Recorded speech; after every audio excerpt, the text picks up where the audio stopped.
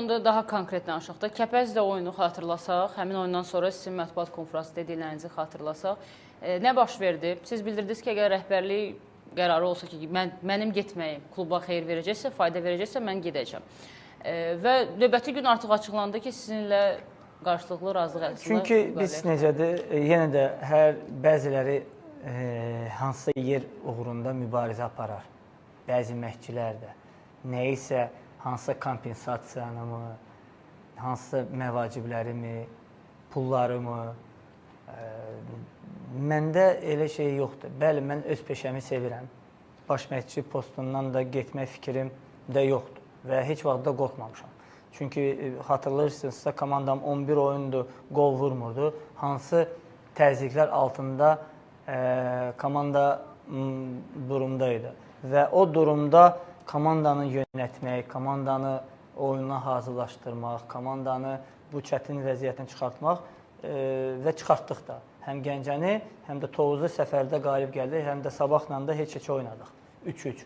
Hansı ki, yenə deyirəm ki, bir neçə il bundan qabaq Sabahdan, səhv eləmirəmsə, həmin Sumqayıt 16-15 top buraxmışdı.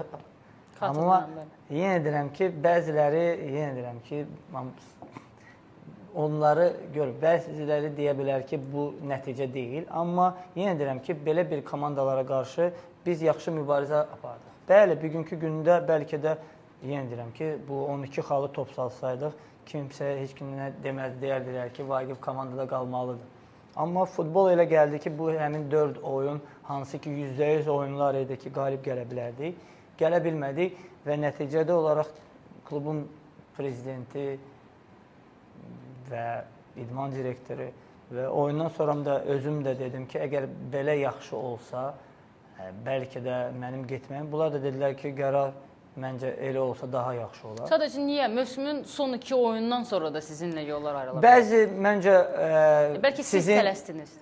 Ola bilər, bəlkə də bu da ola bilər, bəlkə də buna vadar eləyən bəzi sizin həmkarlarınız da olsun, istər Sumqayıtda olan işçilərimiz, baxmayaraq da hamısıyla yaxşı münasibətim var, amma bəzilərində mənə qarşı olan bəziləri deyəcəklər ki, indi Vaqif mətbuatla bir dost olmalı idi, indi